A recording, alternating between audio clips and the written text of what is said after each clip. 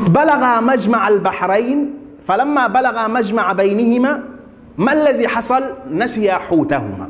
القرآن الكريم يقول على هذا الحوت فاتخذ سبيله في البحر سربا. السرب بمعنى جوف. الحوت هذا لما وقع في الماء تجوف الماء حوله لحكمة يعلمها الله. لو لما وقع الحوت في الماء انطمس مكان دخول الحوت، كيف سيكتشفان المكان مرة أخرى؟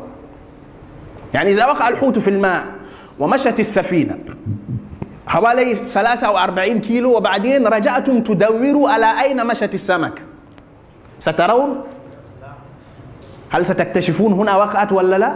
فمن حكمة الله فاتخذ سبيله في البحر سربا، انفصل الماء بعضه عن بعض وأصبح هذا المكان مجوف. والغلام رأى هذا، لكن تأدبا مع شيخه لم يصحيه من النوم. افترض أن واحد منا كذا تحركت السمكة ووقعت في الماء، إن لم يرمي نفسه في البحر أول شيء يا شيخ صح ولا خطأ؟ لكن لا، ترك شيخه ينام. بعدين صحى نبي الله موسى من النوم قال آتنا. شوف يأمر الغلام. إذن في خدمة ولا لا؟ في أن الإنسان يخدم الشيخ ولا لا؟ آتنا غداءنا. بعدين لقد لقينا، حرف توكيد، لقد لقينا من سفرنا هذا نصب. مستحيل أن تسافر ولا تتعب، مستحيل. قالوا إن كل شيء ينال بالراحة إلا شيئين اثنين. كل شيء ممكن تناله وأنت نائم.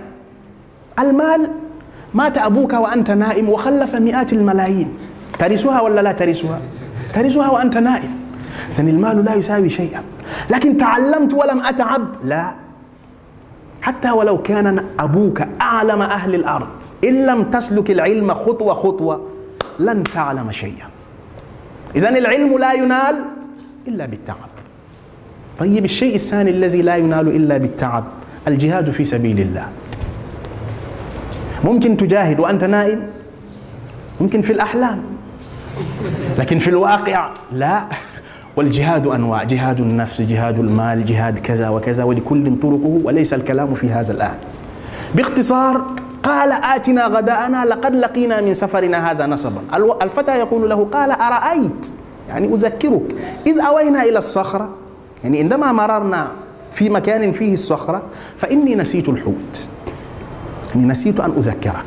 لما قمت من النوم كان المفروض أن أقول لك حصل كذا وكذا، لكن نسيت. وما أنسانيه أو أنسانيه إلا الشيطان أن أذكره. واتخذ الحوت سبيله في البحر عجبا، يعني سلك بطريقة غريبة وانفصل عنه الماء وكون سربا ودخل فيه الحوت. نبي الله موسى قال ذلك ما كنا نبغي، يعني هذا الذي نبحث عنه. فارتد على آثارهما قصصا، تتبع خطوة خطوة. كل كلمة في هذه الآيات لها معناها.